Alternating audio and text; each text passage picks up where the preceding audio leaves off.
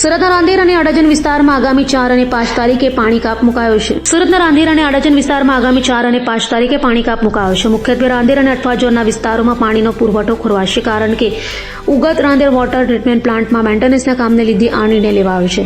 1450 mmની લાઇનમાં 450 mmની નવી લાઇન જોડવાની કામગીરી હાથ ધરનાર હોય, જેને લઈ 4 ફેબ્રુઆરી આ દિવસે રાંદેર અને અઠવા ઝોનમાં પાણીનો પુરવઠો સંપૂર્ણ બંધ રહેશે. તો 5 ફેબ્રુઆરીએ બપોરે 12 વાગ્યા પછી ધીમા પ્રેશરથી પાણી મળવાની શક્યતા રહેશે, જ્યારે 6 તારીખથી રાબેતા મુજબ તમામ વિસ્તારોમાં પાણી મળતું થશે, જેથી અસરગ્રસ્ત વિસ્તારોના લોકોને જરૂરિયાત મુજબનું પાણીનો સંગ્રહ કરી રાખવા સૂચના આપવામાં આવી છે.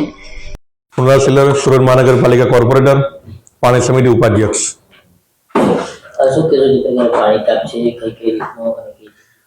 સુરત મહાનગરપાલિકા દ્વારા તારીખ 4 અને તારીખ 5 રાંદેર વિસ્તાર, રાંદેર ઝોન અને અઠવા ઝોનના કેટલાક વિસ્તારોમાં પાણી કાપ રાખવામાં આવ્યો છે. સમગ્ર ભારત દેશમાં મેમરેજ બેઝ ટેકનોલોજી દ્વારા ગુજરાતના સુરત શહેરના રાંદેર વોટરવર્ક્સમાં મેમરેજ બેઝ ટેકનોલોજી દ્વારા પ્લાન્ટ ઇન્સ્ટોલ કરવામાં આવ્યો હતો, જેથી કરીને સુરત શહેરીજનોને સારું, શુદ્ધ અને 99.99% શુદ્ધ પાણી આપી શકાય તે હેતુથી આ પ્લાન્ટ પાયલોટ પ્રોજેક્ટ તરીકે ઇન્સ્ટોલ કરવામાં આવ્યો હતો.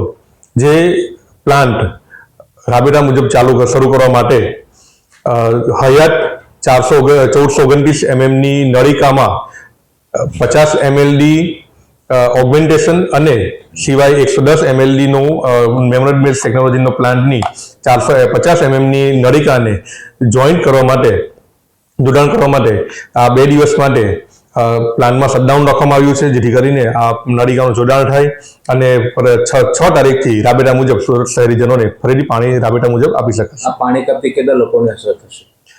સુરત શહેરના અઠવા ઝોન અને રાંદેર વિસ્તારના અંદાજિત 5 થી 6 લાખ ઘરોને આ અસર કરશે.